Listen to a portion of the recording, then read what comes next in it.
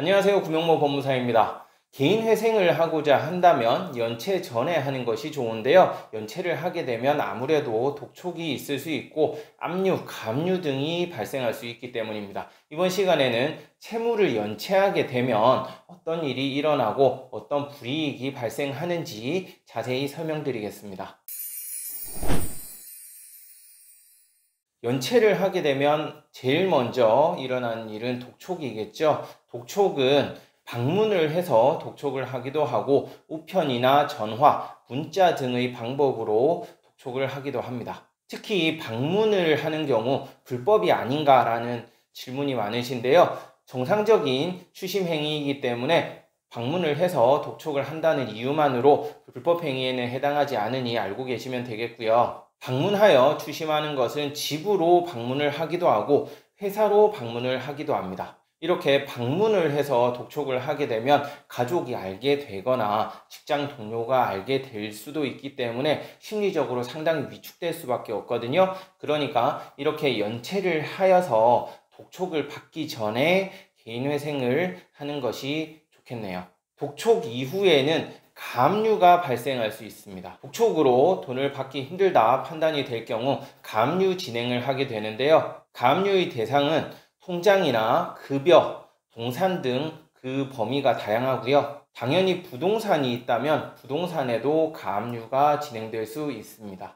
통장이나 급여에 가압류가 있게 되면 우선 통장을 사용할 수 없게 되고요. 그 통장에 있는 잔고는 출금을 할 수 없게 됩니다. 따라서 이 통장도 사용하지 못하고 그 통장에 묶여있는 돈 또한 출금을 당장 할 수 없기 때문에 생활에 상당한 불편함을 겪을 수 있고요.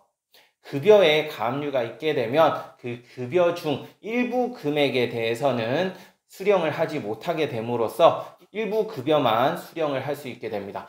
나머지 수령하지 못하는 급여는 회사에서 보관을 하도록 되어 있어요.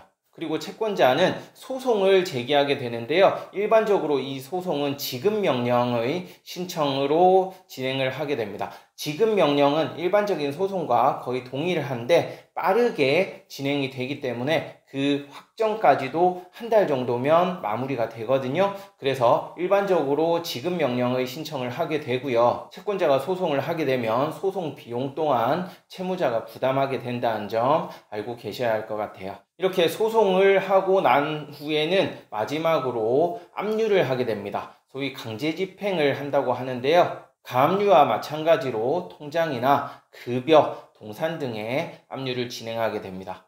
압류와 가압류의 가장 큰 차이점이라 하면 압류를 하기 위해서는 집행권원이라는 것이 필요하기 때문에 우선적으로 소송을 먼저 할 수밖에 없고요. 가압류는 소송 전에 빠르게 진행을 할 수 있다는 점에서 큰 차이가 있고 가압류는 단순히 그 돈을 묶어두는 즉 채무자가 찾지 못하게만 하는 그런 효과가 있지만 압류는 채권자가 최종적으로 돈을 추심해가는 그런 효과가 발생하게 됩니다. 따라서 통장이나 급여에 압류가 있게 되면 그 돈을 채권자가 찾아가게 되는 거죠.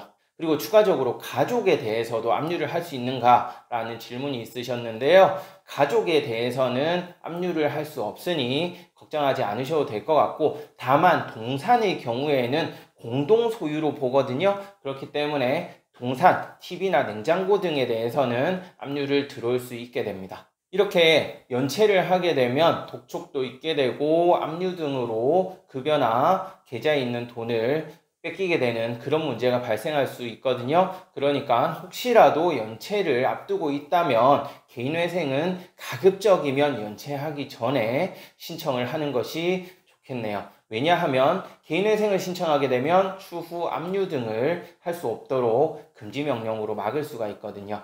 그러니까 가급적이면 연체 전에 개인회생을 신청하는 것이 좋겠습니다. 네, 이번 시간에는 연체를 하게 되면 어떤 일이 발생하는지에 대해 설명드렸는데요. 이 영상 보시고 또 궁금한 사항이 있으시면 언제든지 위 번호로 연락 주시기 바랍니다. 끝까지 시청해 주셔서 감사하고요. 구독, 신청, 좋아요도 부탁드리겠습니다. 고맙습니다.